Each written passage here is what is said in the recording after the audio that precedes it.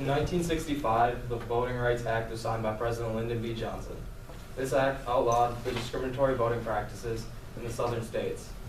President Johnson was quoted after signing this act stating, "The vote is the most powerful instrument ever devised by man for breaking down injustice and destroying the terrible walls which imprison men because they are different from the other men." The power to vote gives everyone a voice. It allows you to impact the world around you in positive ways. Before this semester, I had no interest in politics, and unlike the 7 people in this class that plan on voting in the upcoming presidential election, according to my audience analysis, I began gaining, I did not. I began gaining interest about mid-semester. I have now watched every single debate and plan on voting in the upcoming election and at local elections and state level as well.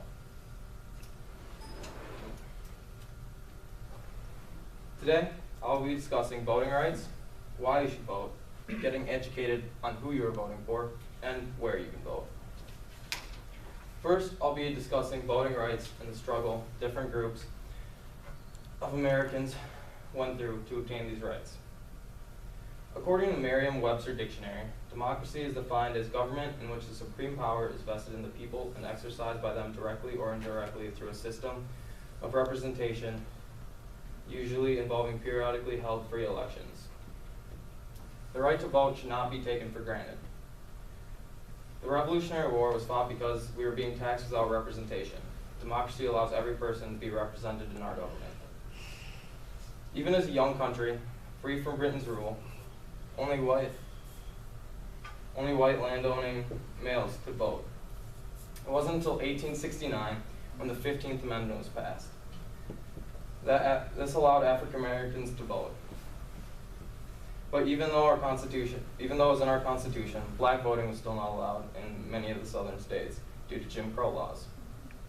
In 1965, a man by the name of Martin Luther King Jr.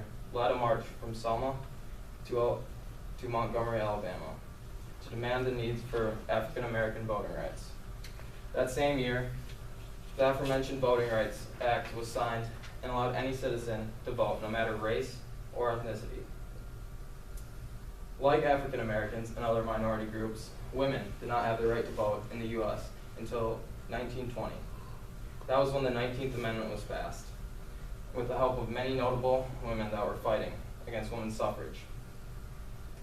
Now that you know some of the struggles that Americans have endured for the right to vote, I'll tell you why you should vote.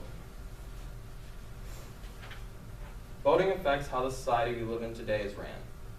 We the people choose who holds office at our local governments as well as federal government.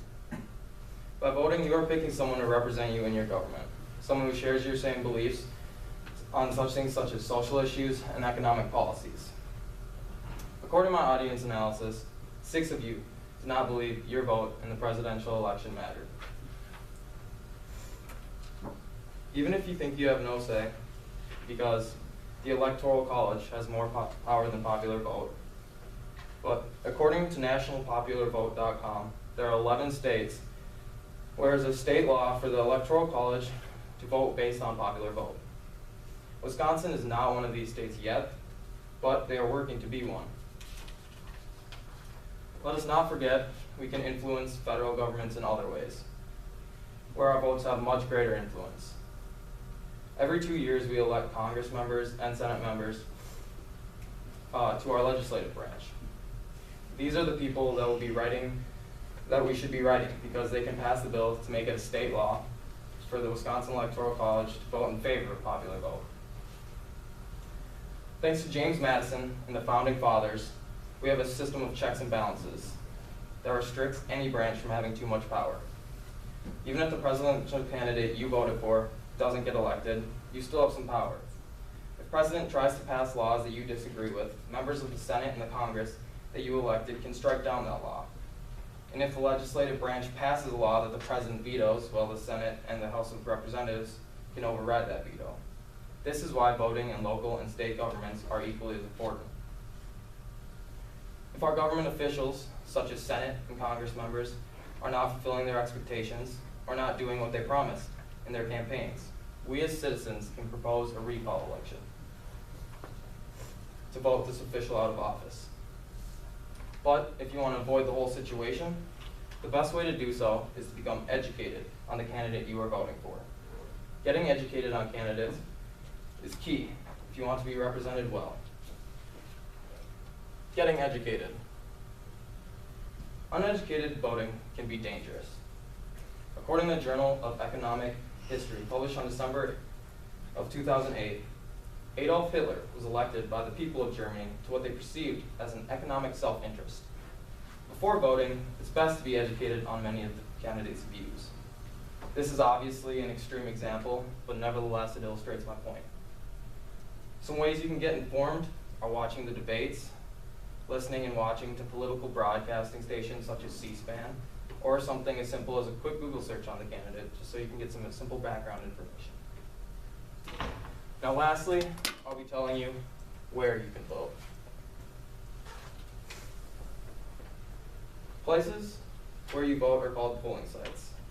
There are 66 polling sites in Eau Claire, and here are just the top 15.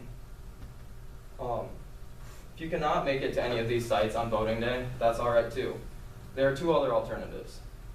Absentee voting in person. That's when you go to the polling sites anytime in the 2 weeks prior to the election to vote, or you can do absentee voting by mail.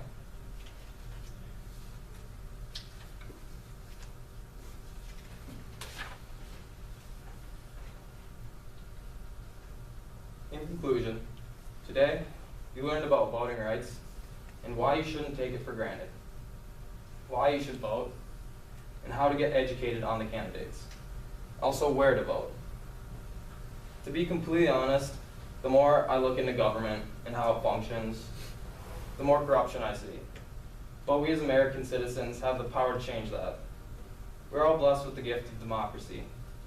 We have the power to influence the world around us in a positive way and leave behind a better country for our children and generations to come. So don't sit back and allow the government to control you. Instead, control the government.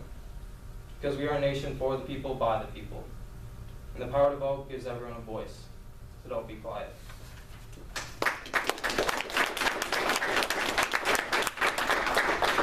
Thank you, Nick.